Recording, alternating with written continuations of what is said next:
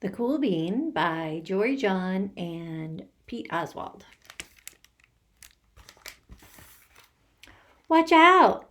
Here come the cool beans. The cool beans. And look, it says here they go to Beanside Elementary School, home of the pods. Oh yeah, check out how they move. Look at the way they swagger. Notice their sunglasses. Yow! The cool beans are known all over the school, from house to house, across town, beyond county lines. In the olden days last year, we were all one big pod of beans. We were a mixed bag, but somehow it worked. Yep, those were the good old days. And then we stopped seeing each other as much. That's just how it is sometimes. We spend less time together, even though you're not totally sure why.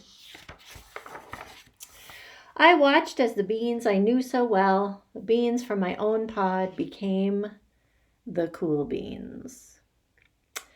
Oh, they were so cool. One of them could play the guitar. Cool. One of them could draw the best superheroes. Cool. One of them could jump higher than any bean I had ever known. Cool. Me? Well, I mostly stayed the same. Sure, I made some small changes. I wore sunglasses. Too big, says Ray Bean. I slicked my hair back. Too slick. I strutted around. Ow! I swaggered. Oof! I was still picked last for everything. My clothes never seemed to fit. I snorted when I laughed. Honk! I walked into stuff. Whoomp! I was an uncool bean, for sure. I started thinking of myself as just a common bean with no special skills. I couldn't compete, so I didn't even try. I'd never be a cool bean. It seemed like there were two types of beans in the world. There were the cool beans and the beans like me. The days all blended together. I lived my life and things were just okay. I took tests and ate lunches and mostly kept to myself. The cool beans continued being cool. I mean, sure, I miss them a bit, but it's not like I was going to say anything. I felt like all that coolness had gotten in the way of our friendship. And that's how it went until one day. I was in the cafeteria. I dropped my lunch on my loafers. Oh no, not again. But then something sort of miraculous happened. Out of nowhere, one of the cool beans helped me clean it up. He didn't even say anything, he just gave me a nod. And that was it. Later, I was out on the playground. I tripped and scraped my knee and maybe cried a little bit, and everybody saw it. Another one of the cool beans came to my side, and without a word, he dusted me off.